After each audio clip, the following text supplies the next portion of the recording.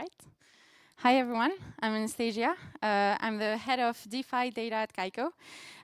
So Kaiko is a cryptocurrency market data provider. We have been around since 2014, and we collect data from more than 100 centralized and decentralized exchanges, as well as from many lending and borrowing protocols.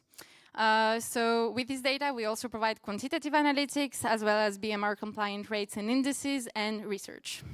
And today I'm very excited to do some analysis looking at Kaiko's liquidity data and show you why this data is essential to lending and borrowing protocol sustainability, focusing around the liquidity of the CRV token.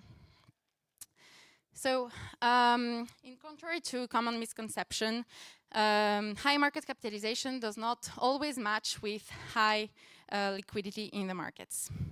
To assist investors actually to accurately assess tokens liquidity that they hold, but also to dispelling misconceptions about the market capitalization, Kaiko has developed what we call the liquidity ranking, which measures the liquidity based on a unique measure that we have developed ourselves, and which is based on 3 unique metrics.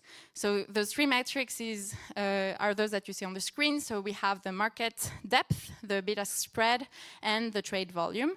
So for those that are not familiar with the subject, the market depth gives the exact dollar value of the liquidity available within a specific percentage range of a price. The trading volume gives an idea of the activity of price takers, and the spread is determined by market makers and is tied to market depth and trading volume. And now that we're all aligned on what is a liquidity and how we can measure it, you may wonder where can we find the highest liquidity for a specific token. So in the crypto space, there are 2 locations, kind of, where we can find the liquidity of a token. So 2 types of markets. So we have centralized markets and decentralized markets. So taking the 2 largest stablecoins as example, we observe that USDC is primarily used in DeFi, and so its liquidity is mainly available on decentralized exchanges. And we have a totally different story when it comes to USDT. But the token on which I wanted to focus my analysis today is not a stablecoin, it's CRV. So CRV is Curve's governance token. And the reason why I wanted to focus my analysis on it, it's not only because it has been a hot topic on crypto Twitter lately, but also because its liquidity is heavily concentrated in specific markets. Additionally, CRV is extensively utilized as collateral on lending and borrowing protocols, and specifically by Curve's founder, namely Michael Egorov. And during this presentation, I'll show you why Michael Egorov's position exemplifies the importance for token holders and lending protocols specifically to closely monitor liquidity data, and what can be also the consequences for those protocols in terms of financial losses if their smart contracts actually fail to monitor the appropriate liquidity data. So, as I told you, CRV's liquidity is quite concentrated, specifically on decentralized exchanges and specifically on Curve itself. And there is actually 6 times more CRV tokens that are put in collateral by Michael Egorov in several lending and borrowing protocols than there is liquidity in the markets. And obviously, this seems very concerning. So if we dive into the Curve's founder position a bit more, we see that those 433 million CRV tokens are spread across 4 lending platforms, so Aave, Abracadabra, Fraxlend, and Inverse. And those 433 million CRV represent around a bit more than $300 million, and they actually represent more than 50% of CRV's circulating supply. So my objective now is to show you, not only based on those figures, but also based on past events, why as a lending protocol, neglecting those figures can have huge consequences, and specifically financial consequences. So in November 2022, so a few months ago, there was an incident involving Curve's founder and an attacker named Avi Eisenberg. So Eisenberg back then tried to cause the liquidation of Michael Egorov's position. So the position was made of CRV in collateral and USDT that has been borrowed by Michael Egorov. And the objective of Avi Eisenberg was actually to expose, based on this attack, the limitations of the Aave protocol. To do so, he borrowed CRV on Aave. Then he short sold those tokens on OKX with the objective to drop the price. But the problem is that Avi Eisenberg's plan totally failed, since unexpectedly, Curve decided to release the CRV USD, so their stablecoins white paper earlier than expected, which caused an increase in the price. And so as a result, it was not Michael Egorov's position that got liquidated based on the attack of Avi Eisenberg, but it was Eisenberg's position that ended up being liquidated instead. But the problem is not the most important thing to remember about this story is not the story itself, but its consequences. Its consequence was liquidation of a huge position, so Avi Eisenberg's position, which was worth of around $40 million back then. And as previous figures that I showed you suggest, there was less liquidity in the markets than the size of Avi Eisenberg's position. So what happened is that since Avi Eisenberg borrowed CRV and had put in collateral USDC, liquidators had to repay CRV to receive USDC at a discount, but the position was so large compared to the liquidity in the market, and so it was very, very difficult for liquidators to source CRV tokens in the markets to repay the loan in an efficient manner. And if we take a look at some liquidations data, we can see that it took an hour to process this liquidation with over 300 transactions and with more than 20 different liquidators joining in. And what most importantly, this actually led to $1.5 million of bad debt for Aave. Bad debt that, for those that don't know, it's debt that will never be paid back. So it's actually the lenders and the protocol itself that respectively lose money and reputation.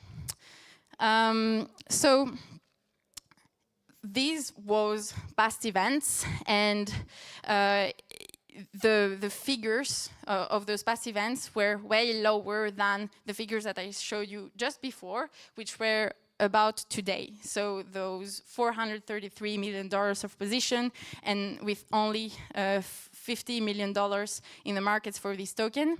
And it's even more concerning because CRV's liquidity, the collateral that Egorov has in CRV actually represents more than 50% of the circulating supply of the token.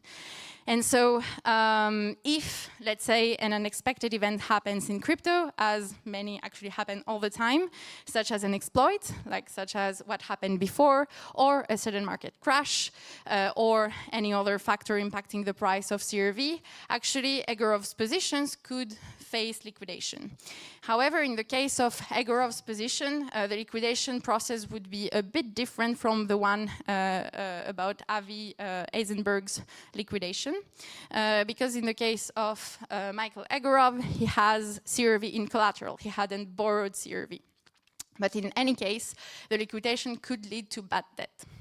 So in the case of aggro positions, liquidators would do something like swapping ETH for USDT, repay USDT, receive CRV, swap this CRV for ETH. But this process and this liquidation is only guaranteed to be profitable if they're able to immediately sell the CRV tokens they receive with decent execution. Additionally, selling pressure could be created by the first liquidators that entered the liquidation process, possibly to the point where the collateral is worth less than the borrowed tokens because the price would actually decrease even more due to this liquidation process. So, despite all those bad numbers and past events that are a bit stressful around CRV itself, its price, but also Aave's financial stability. So despite all this, Egor's position, if we take a look at how he deals with his position on Aave, it's very reassuring to observe that he actually is very vigilant about the health of his position and possesses substantial resources to protect it. So overall, if we want to summarize the situation, we have a very large position, a very concentrated liquidity in the markets with a very illiquid token. The risk of having an unexpected event like flash crashes or another exploit, which could target Michael Egorov's position. And this obviously leads to illiquidity risk and that debt risk for DeFi protocols. So obviously, DeFi protocols are aware that they need to manage liquidity risk. However, they're not equipped against such risks. And that's where Kaiko comes in. So at Kaiko, we provide data, but we also partner with oracles and other institutions and enterprises. And with the PIF oracle, we have developed a liquidity oracle, which enables any DeFi protocol to source Kaiko's liquidity data that I have presented in the beginning, and to effectively monitor liquidity metrics on-chain. So more precisely, it's PIF's product that has been launched back in February, and it allows anyone to have access on-chain to the data that Kaiko initially provides off-chain through its REST API. So this data includes both aggregated liquidity metrics for all crypto assets across all markets, as well as instrument-level liquidity metrics, including the market depth, the volume, the slippage, etc. So for those interested, Kaiko provides various liquidity metrics through its REST API, so off-chain, in addition to the ones available on PIF, which can serve various use cases as the one I have described here. So those metrics can either cover liquidity on centralized exchanges only, like the aggregated market depth or the bid-ask spread, and others can cover liquidity on decentralized exchanges only, like the total amount of tokens that are locked in liquidity pools on decentralized exchanges. And finally, we have liquidity metrics that are common to centralized and decentralized exchanges, as the aggregated market depth for any token across all the markets by category, as well as the aggregated trading volume, again, for all the cryptocurrencies across all the markets of each category. That's all I had for today. Thank you very much, and I'm open for any questions if you have. Thank you.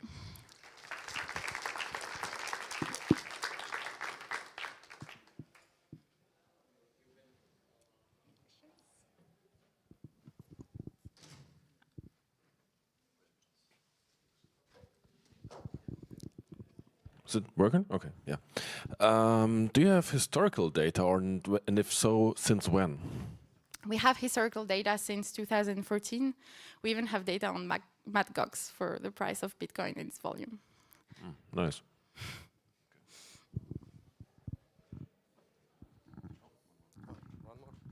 And which chains do you support? Only Ethereum for DeFi data, and for the centralized exchanges data, we support kind of all the centralized exchanges out there.